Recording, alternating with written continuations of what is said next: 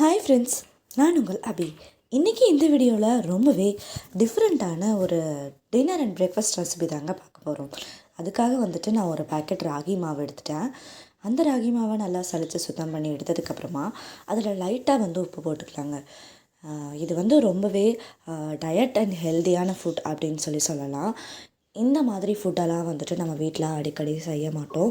But செஞ்சு பழகிட்டோம் அப்படின்னோம்னா இது ரொம்பவே நமக்கு ஒரு சத்தான உணவாக இருக்குங்க. அந்த ராகி மாவை லைட்டாக தண்ணி தெளித்து இந்த மாதிரி கட்டி எதுவும் இல்லாமல் கலந்து விட்டுட்டு வரணுங்க.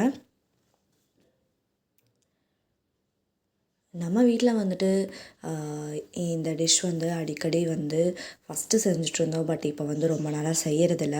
ஸோ இதை மறுபடியும் செய்யலாம் அப்படின்னு சொல்லிட்டு நேற்று நைட் தான் இதை செஞ்சிட்ருந்தோம்.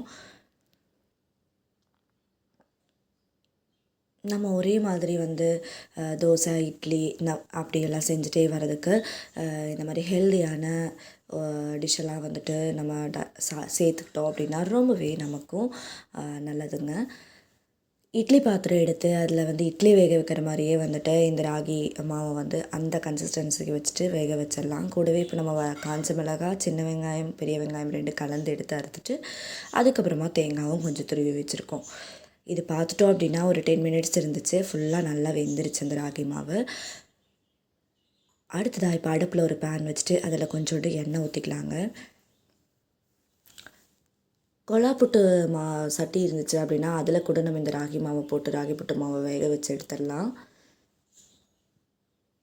எண்ணெய் காஞ்சது கொஞ்சம் கடுகு, கடலைப்பருப்பு, கருவேப்பிலை சேர்த்துட்டு நம்ம கட் பண்ணி வச்சுக்கிற வெங்காயம் சேர்த்துக்கலாம். வெங்காயம் எப்போவுமே இதுக்கு நிறைய சேர்த்து செஞ்சோம் அப்படின்னா அந்த டேஸ்ட் இன்னமுமே நல்லாயிருக்கும். நான் சின்ன வெங்காயம், பெரிய வெங்காயம் 2 கலந்து இதில் சேர்த்துருக்குறேங்க. கூடவே காஞ்ச மிளகாய் ஒரு 5-6 காஞ்ச மிளகாயை கிள்ளி போட்டுட்டு அதை நல்லா மிக்ஸ் பண்ணி விடலாம். வித்தின் ஒரு 15 மினிட்ஸ்க்குள்ளே செய்யக்கூடிய ஒரு டிஷ்ஷாக இது இருக்கும் உங்களுக்கு. இப்போ நம்ம துருவி வச்சுருக்க தேங்காய் அதையும் போட்டுட்டு நல்லா மிக்ஸ் பண்ணி விட்டுலாங்க. இந்த ராகி புட்டு மாவு வேக வச்சு எடுத்ததுக்கப்புறமா இதில் சர்க்கரை வேணாலும் நம்ம போட்டு சாப்பிடலாம். நாட்டு சர்க்கரை, இப்படி எது சர்க்கரை வேணாலும் போட்டு சாப்பிட்லாம். அதுவும் டிஃப்ரெண்ட்டான டேஸ்ட்டாக இருக்கும்.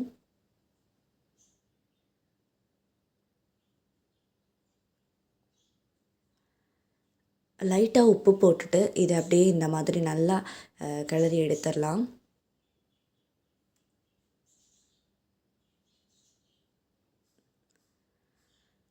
கலந்து விட்டுட்டு அப்படியே ஸ்டவ் ஆஃப் பண்ணிடலாம். அவ்வளோதாங்க, நம்மளோட டிஷ் ரெடி ஆகிடுச்சு. இதை அப்படியே வேணாலும் சாப்பிட்லாம். இல்லை இதுக்கு சைட் டிஷ் பார்த்துட்டோம் அப்படின்னா அன்றைக்கி கிழங்கு வாங்கிட்டு வந்திருந்தோம், மரவள்ளி கிழங்கு. சரி, அதையும் இதை சைட் டிஷ்ஷாக வச்சுக்கலாம் அப்படின்னு சொல்லிட்டு நல்லா குட்டி குட்டியாக அறுத்து போட்டுட்டு அதை கொஞ்சம் உப்பு போட்டுட்டு தேவையான அளவு தண்ணி ஊற்றி லைட்டாக மஞ்சத்தூள் போட்டு இதை நம்ம அப்படியே வேக வச்சு எடுத்துடலாங்க.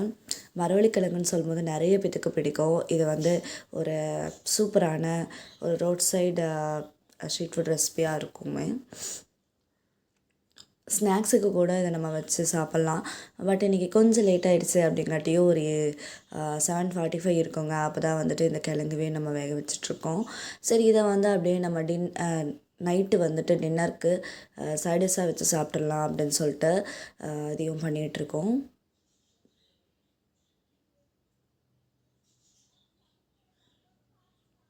நம்ம உப்புமா எல்லாம் செஞ்சோம்னா சிலருக்கெல்லாம் பிடிக்காதுங்க.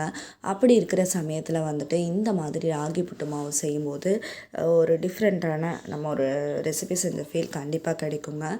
கிழங்கு பார்த்துட்டோம் அப்படின்னா வித்தின் ஒரு 7 மினிட்ஸ்குள்ளேயே நல்லா வெந்துருச்சு. தாளிப்பு ரெடி பண்ணிவிட்டு அதுக்குள்ளே இந்த கிழங்கை போட்டுட்டு நல்லா கிளறி விட்டு எடுத்துடலாம். நல்லாவே வெந்திருக்கிறங்காட்டியுமே நமக்கு எப்படி சாப்பிட்டா பிடிக்கும் அப்படின்னா நல்லா இந்த கரண்டிலெலாம் போட்டு நல்லா அந்த கிழங்கை குத்தி அதுக்கப்புறம் எடுத்து சாப்பிட்டோம்னா ரொம்பவே பிடிக்கும்.